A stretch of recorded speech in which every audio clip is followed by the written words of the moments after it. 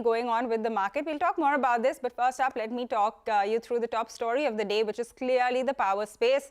Like I told you, the stocks are all buzzing in trade after the government's directive has said that, imported coal-based power plants need to operate at full capacity during the summer months. My colleague Abhimanyu Sharma is here to take us through the details of that order. Abhimanyu?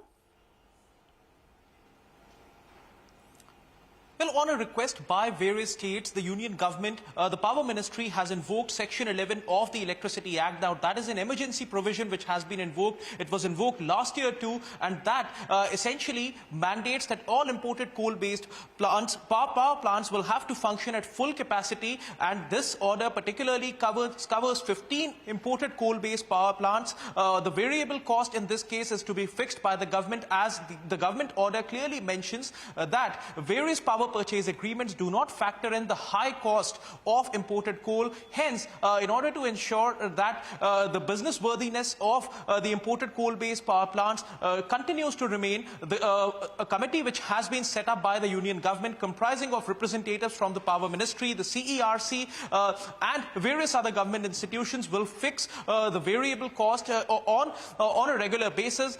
The order which has been passed by the government will be applicable from the 16th of March to the 15th of June, and it's likely, like the previous year, that it is going to be extended if at all the peak power demand continues to remain. Now, the power demand is going to peak, as far as the forecast is concerned. The peak demand forecast for April is 229 gigawatts, of which 193 gigawatts will be required from thermal power stations to meet the demand.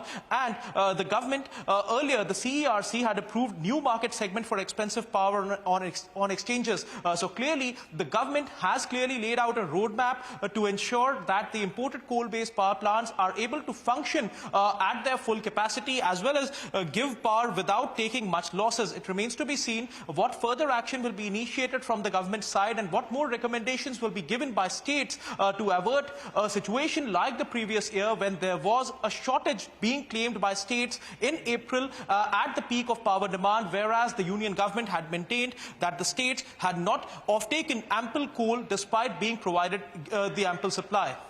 All right, Abhimanyu, thanks a lot for that. So this move definitely comes as a big positive to the power players. The stocks are all excited in trade. But sticking with this, Vivek is here to tell us what brokerages are making of this move as well. Vivek? Well, that's right. An important development coming in as far as the entire power space is concerned. And Citi has actually written on the electric utility space. What is it that they're saying? They're saying that this move will actually benefit all of the companies that are using imported coal-based plants. And in fact, they're saying that currently what's happening is they're unable to do a full cost pass-through of the expenses that they're incurring. And that is why, currently they're all operating at very low capacities. In fact, what they're saying is that Tata Power's UMPP Mundra plant will benefit the most. In fact, it will benefit for the period under which, the Section 11 continues to remain in force. Some other analysts also say that, this particular move is more positive as far as coal-fired power plants are concerned. In fact, historically what's happened is in the first quarter of FY23, the PLF trends as far as NTPC, which was at 70%, actually improved to a little over 80% during the period Section 11 was in force last year around.